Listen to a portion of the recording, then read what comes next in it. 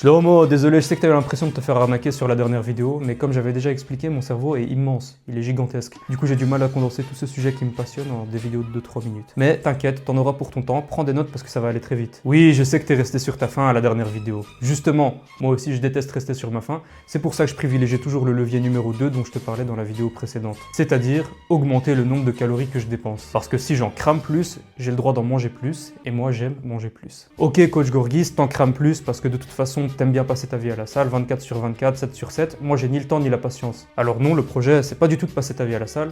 Personnellement, j'y vais 3 à 4 fois par semaine, faire des séances les plus minimalistes possibles pour maximiser le nombre de muscles gagnés au minimum de temps. Je vais te faire une analogie bancaire. Est-ce que tu connais les intérêts composés? C'est ce cercle vertueux où si tu laisses ton argent travailler en bourse, il génère des intérêts, puis les intérêts finissent par générer des intérêts aussi à leur tour. Et ça crée une croissance exponentielle dans le temps. Eh bien l'utilisation de la musculation dans ta perte de poids, c'est un peu similaire, mais sans le risque de crash boursier. Tu veux perdre du gras, n'est-ce pas? Donc tu dois être en situation de déficit calorique, n'est-ce pas? Donc en gros tu dois cramer plus de calories que tu en ingères, n'est-ce pas? Et toi comme moi, on veut pas trop réduire les calories qu'on ingère, n'est-ce pas? Qu'est-ce qui crame des calories en dehors du sport, 24 heures sur 24, sans aucun effort, de manière totalement passive? Une pilule magique? Des brûleurs de graisse? Non, les muscles! Les muscles! Les muscles, ils consomment beaucoup de calories juste en existant. Pas seulement quand tu pousses à la salle, non!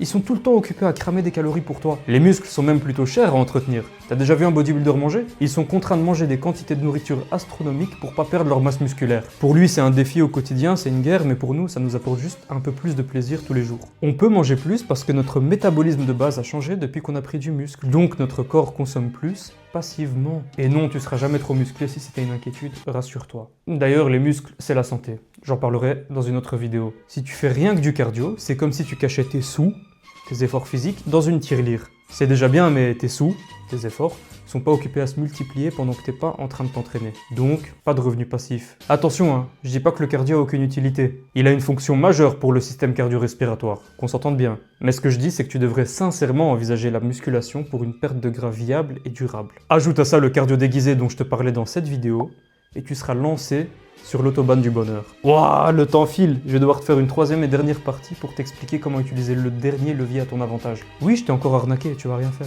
Par contre, je t'ai pas menti, hein, t'en as eu pour ton temps. Reste branché pour la suite. Salamat.